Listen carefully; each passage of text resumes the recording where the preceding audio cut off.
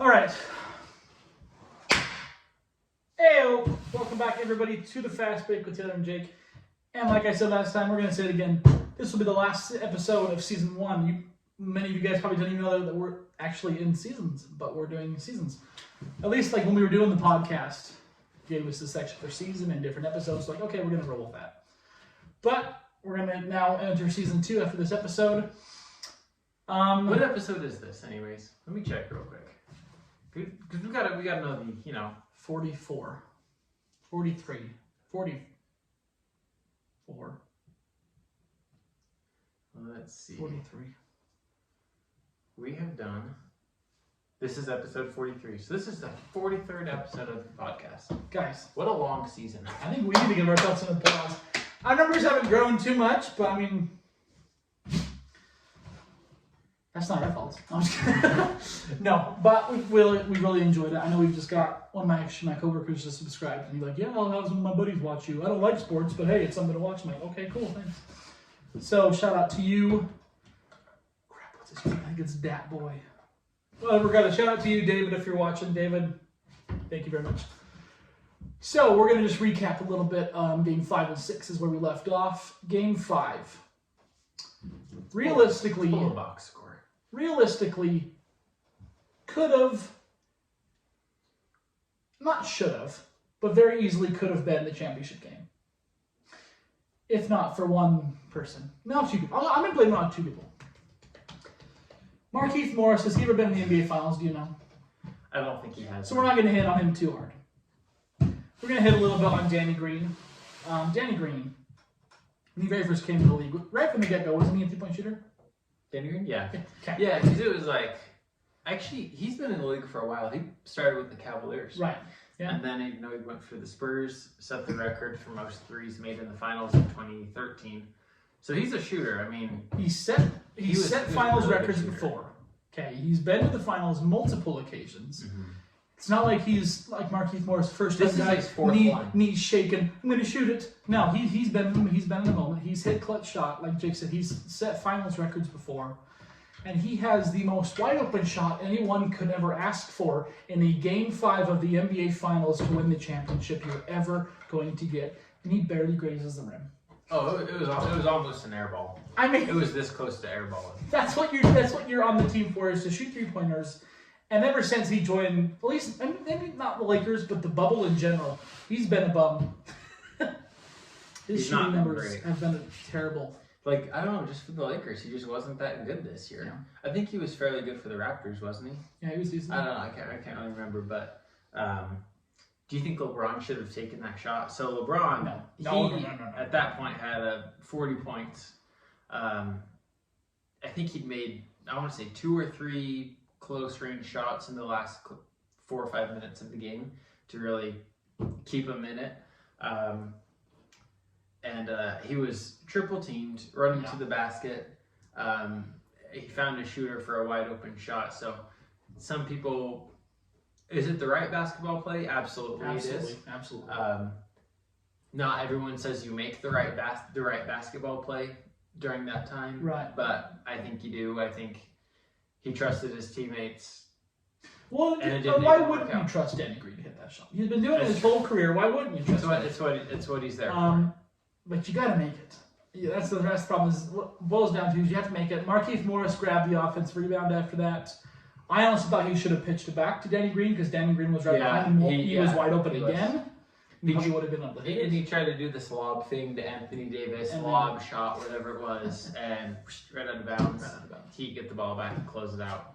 Yeah. Jimmy Butler, though, had an all-time great finals game, in my opinion. Elimination game.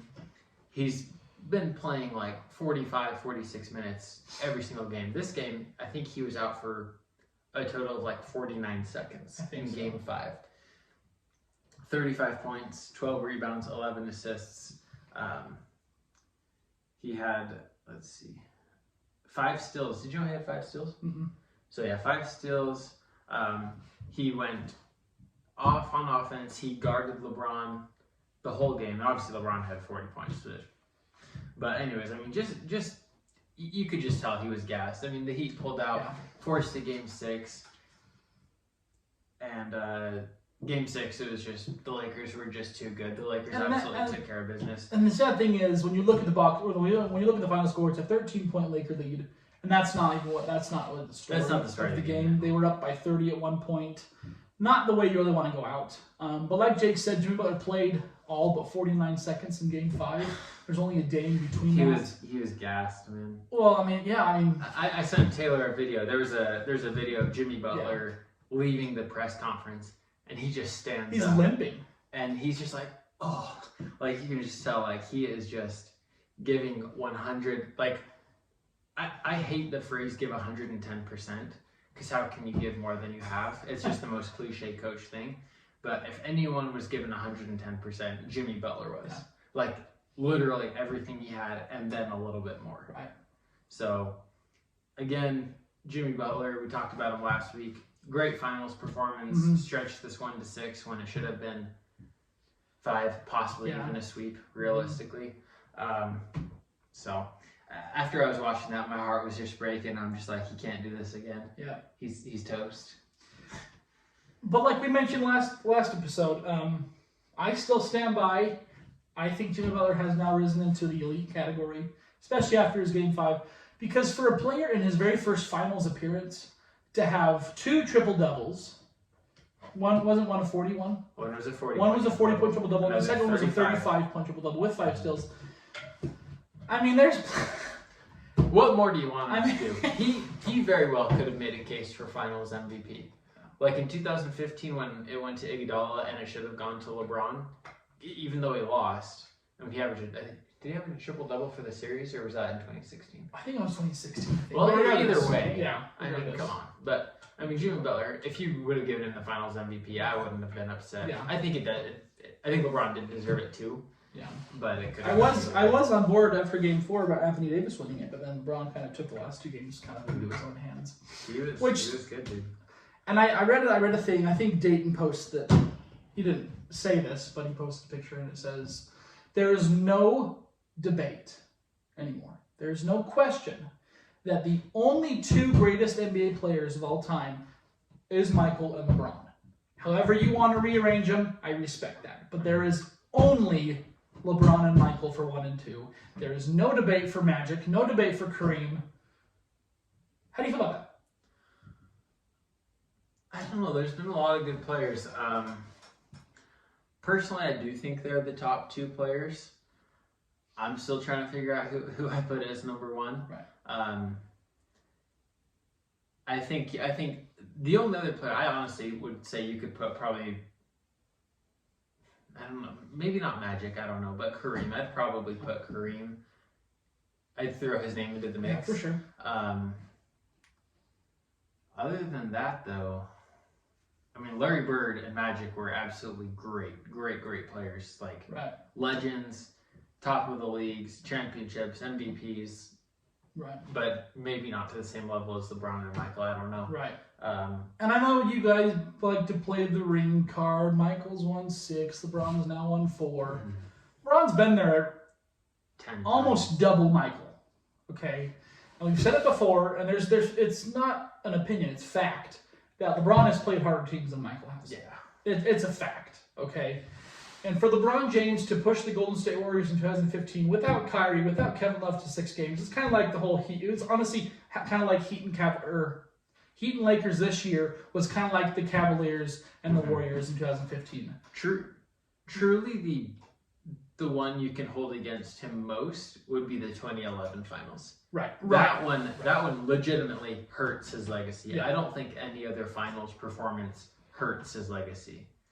So and here's the thing: you're not going to tell me Patrick McCaw is better than Allen Iverson because Patrick McCaw's got 3 rings, right? 2 or 3? 3.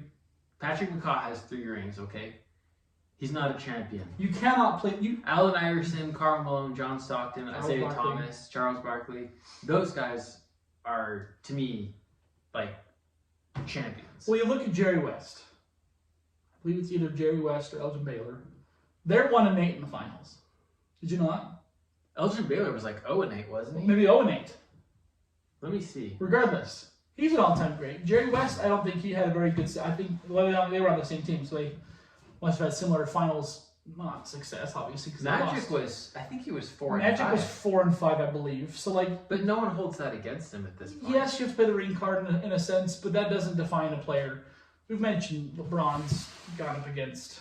Yes, LeBron James has always been the best player on any team or two teams, but he's not better than Curry, Durant, Clay, and Draymond combined. Right. That's true. Michael has always been better. I don't know. It was a tougher ride to me for LeBron than it was Michael. But we've talked about that before. That's a debate you can talk about in any episode, and it's one that's never going to end unless, I don't even know when it's going to end. But it's not. I mean, because how do you ever come to an answer? You can't. There's no formula together. Right. It's going to be one of those endless debates that people have their own opinions. I was listening to Chris Broussard and Rob Parker are some analysts for Fox Sports, and they were saying, like, when we were a little bit younger, the media generation older than us was saying no one would be better than, like, Michael Jordan wouldn't be the greatest of all time because you couldn't pass up maybe Bill Russell or Wilt or Kareem or, players like that. So I think over time, I think LeBron probably would, I guess millennials who've only seen LeBron are a little bit more in charge of like the media and I guess just public opinion. I think LeBron will probably be thought of as number one, but I don't know. You're always going to have to look at Michael Jordan's 6-0 record, 6 Finals MVPs. I mean, you can't argue that, right? So if there was a way again that we could bring prime Michael Jordan and prime LeBron in a series together, Game 7, then that's the way to debate it. But there's no way we could do that. So, final statement. What do you think this finals win did for LeBron's legacy? Because I don't think it jumped him forward 10 jumps, but it didn't take him back at all. For me, I think it pushed him up a little bit, a couple steps. If it did, like you said, it might have done a little bit. Here's the way I feel about it. This finals win did more. It would have done more. It would have done more if he didn't win. Let me put it this way, and I've said it before, maybe 20 episodes ago. If LeBron James was to have lost this finals, you can never have thrown his name in the GOAT of all time, ever. I got you. I see what you're saying. If he would have become 3-10 doesn't sound much different than 4-10, but 3 really, out of 10. Yeah, 3 out of 10. 3 out of 10 doesn't sound much different than 4 out of 10, but to me, it's huge. Then he'd be 3 and 7 in the finals instead of 4 and 6, right? Which to me does make a difference. So I don't know. I think it just kind of. I know he says I want my dang respect. Well, I'm not giving you any dang respect, dude. Okay. He did what he should have done. He did, yeah. I mean, you've been doing it for 17 goddamn years in the league. You have your respect, whether you like it or not. You are the biggest. You are the most loved and most hated. That's how it kind of is. But you're the best basketball player. There's no debate about that. You got your respect. Okay, you got your 4 rings. I don't know why he needs to be whining. I want my respect. I don't know. I don't know what that's about. I don't know. To be honest with you, I think he wants. I'm sure he thinks he's better than Michael. I think he's better. I think he's not going to say it. No, I think he would. I think he just loves. He loves himself. He said I wear number 23 because if people ask him, what do you think this does for you and Michael? He says I love Michael. I wear 23 because of Michael. He's I've done what I've done. Michael's done what he did. I'll leave that up to you guys. And then he goes. So he really didn't give him an actual answer, but personally, I'm sure he thinks he's the best ever. Oh yeah. Well, the fact that he goes to Miami, wears number 6 because he thinks no one else should wear number 23, and then he goes back to Cleveland and brings back 23. But he had retired at 23. I know, but I think he said that he didn't want to have 23 again. I don't know, but regardless. I don't know. He's a funny dude, but he's great. He's one of the best of all time. And there's no debate. I don't like him whatsoever, but there's no debate that he is a top 2, possibly top 1 greatest player of all time. Yeah. I was gonna say we've talked about that enough. Finish out the season. The worst team we wanted to win won. Yeah. But like we mentioned, the number 5 Heat, we do have to give them a little bit of a round of applause. Beating out the Milwaukee Bucks, beating out my Boston Celtics, sweeping the Indiana Pacers. That wasn't an easy one. But and then pushing Lakers to 6 without Bam for what, 3 games? Bam He was out for 2 3? games, 2. but he was not himself when he came back. Dragic, I think, played in. You just played 1 and 6. Yeah. But yeah. So I mean, you're starting a 20-year-old rookie in your starting lineup. You've got another rookie coming off the bench at point guard.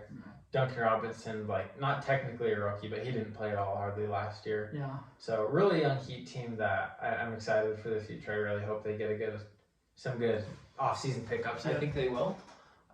We'll have to see. But congratulations, Lakers, on your finals.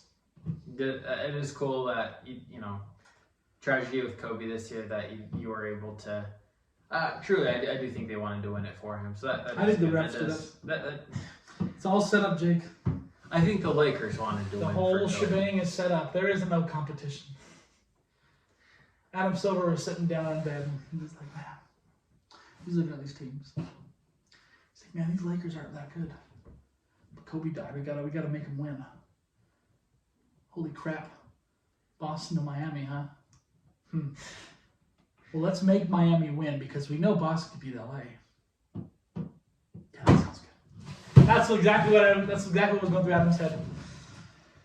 No, I do hope so. Let's get some bubble awards and then we'll preview next season a little bit. Maybe make some way too early predictions. Oh, yeah. Boston, banner 18.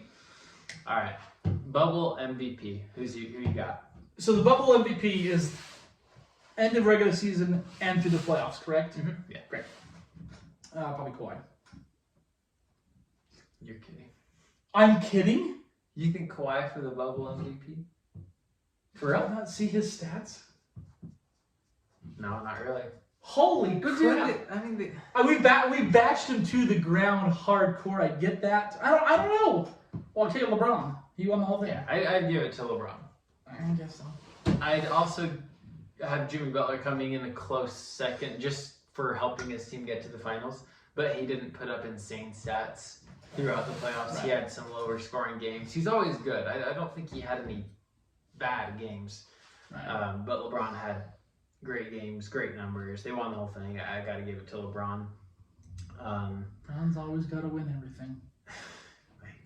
You got to give credit where it's due. Good job, Adam Silver. Who was your surprise player of the bubble? Jamal Murray. I'd probably give it to Jamal. If not Jamal, again, probably Jimmy Butler. Just because I didn't see him doing I didn't predict him to do what he did. Right. So I might go Jimmy Butler, but also Jamal Murray. Like, look out for Jamal Murray next year. I don't think this is a one-time thing. I think he hasn't gotten too much attention, but he was able to get some in the bubble. So I think he's coming for that next year too. Right. What else? Let's see. You really can't do most improved. You could. But honestly, maybe even a surprise team of the bubble. I'd still probably go the Phoenix Suns. Yeah, that's so sad. I mean, 8-0. The only team to go 8-0 and to finish off the regular season, and they still didn't even make the playoffs. I mean, what was the point of them coming in? That's why I don't get why the West invited. Yeah. Why they had so many teams coming in from the West, because the Suns went perfect and didn't make it.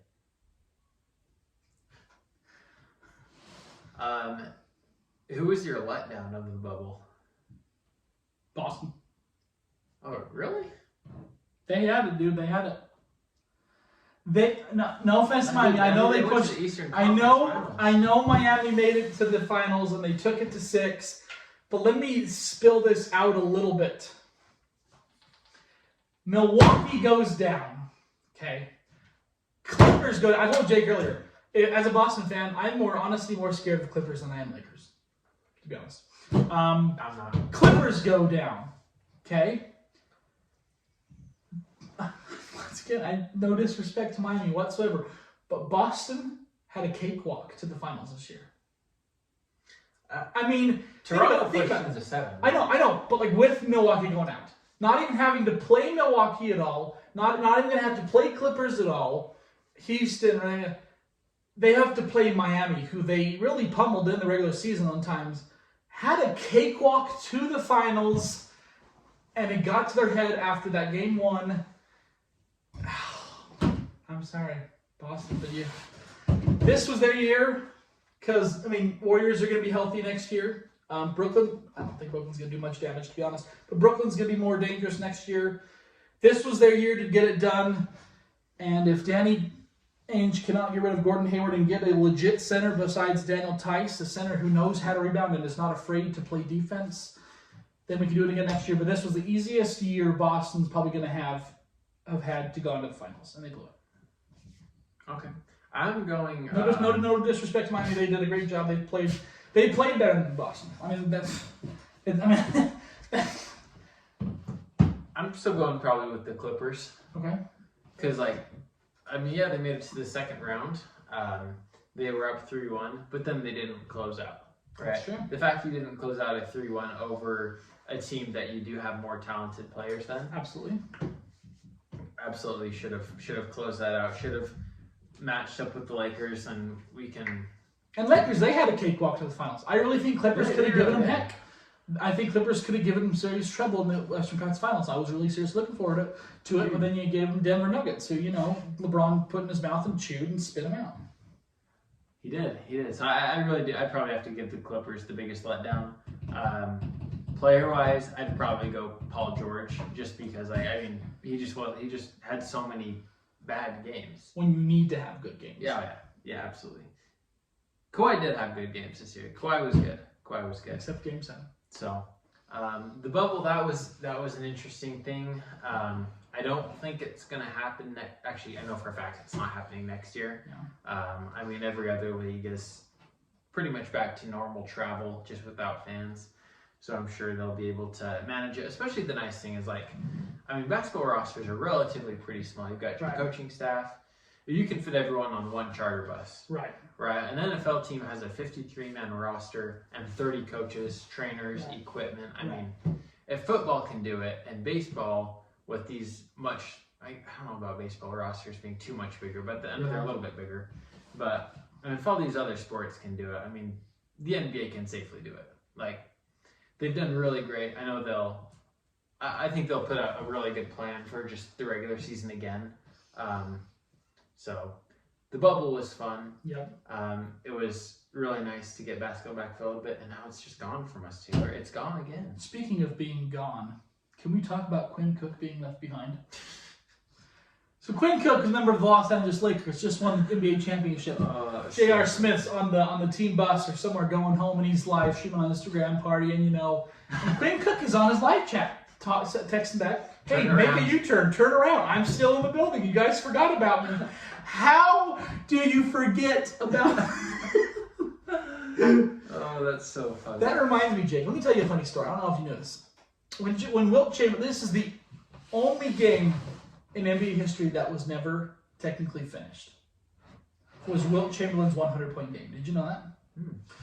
So the moment he scored his 100th point... I believe there was 50-something seconds left. The whole fans just stormed the court, and they're like, "Okay, we're not going to really bother getting everyone back in the courts." It was, I think it was a blowout win. Like, okay, we're going to just call a game. And they were playing the New York Knicks. Well, they left Wilt in the building. The man just dropped 100 points, and you forget about him. He had a ride home with the New York Knicks on their bus. Oh, that's so funny. The dude just dropped 100 points on you, and then you have to ride home with him in a bus after him. I think it's hilarious. But, yeah, NBA is done. And I'm really glad to say that it's finished. There was a point where I was worried that it was going to shut down again. Dude, it's finished. I can't believe it. It's finished. Once we've said it again, Adam Silver he rocked this. And... there's no other word to say other than he really did a sensational job. Can you believe, so we start the season, but just another season, right? We've got Anthony Davis has come to the Lakers, Kyrie and KD are in the the Nets, but turns out KD's not going to play all year. The Clippers just signed Paul George and Kawhi. It was one of the most balanced Absolutely. seasons we'd seen, and we're like, we have like, it's just so hard to predict. We thought, Clippers, Lakers, Bucks were kind of the top three, I think, on everyone's lists. We go through the season. It's been so long. I honestly can't remember like the whole story of the season. I know James Harden continued to score ridiculous amounts of points. The Rockets commit to going all small ball. Joel Embiid and Karl Anthony Towns get in a fight. And then, we're going along. I think David Stern passed first. Kobe passed in January. Then the world fell apart. And then, we're still just kind of going along. All-Star break happens. And then Rudy Gobert tests positive for COVID.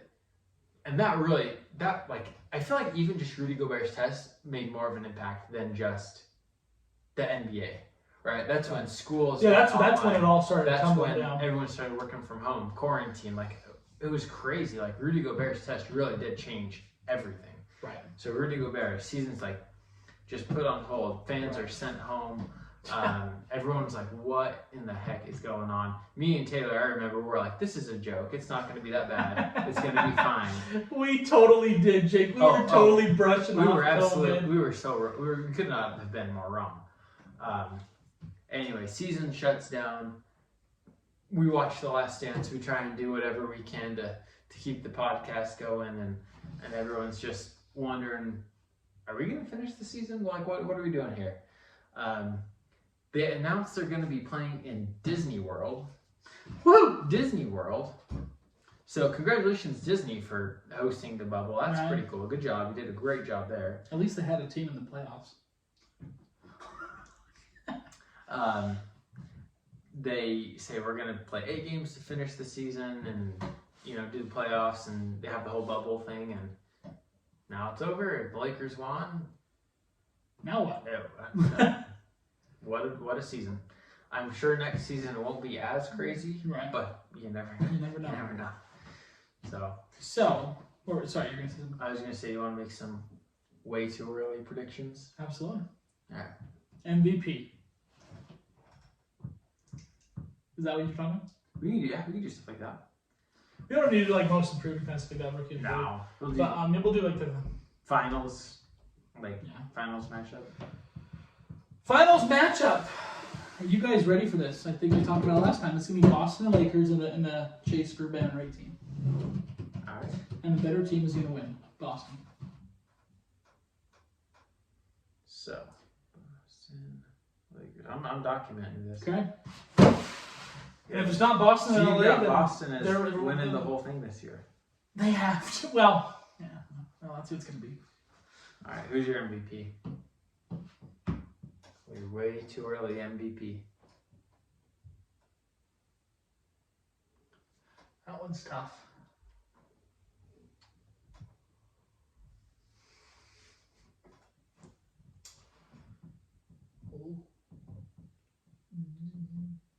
I don't know. Who do you got?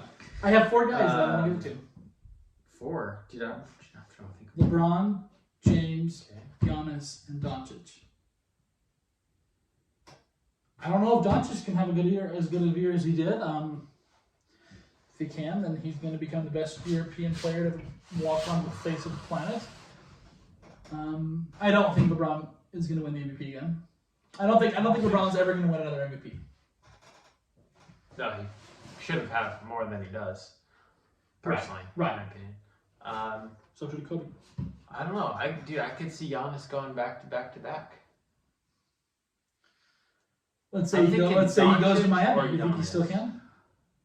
Yeah. Really? Giannis, yeah. In Miami. Really? Yeah, I do. I wouldn't like it. It's Giannis. He's ridiculously good. See, this is they're way too early because we don't even know what the league looks like. Watch game 1. Giannis the best players. I'll give it to Luka. I think he's super, super good. Well, I don't know. See, no. I'm not gonna go Luka because I don't think his team is gonna be at the top of the conference, and I think if your team's not at the top of the conference, you're not winning the MVP. So I'm not going with Luka. I am gonna go with Giannis again.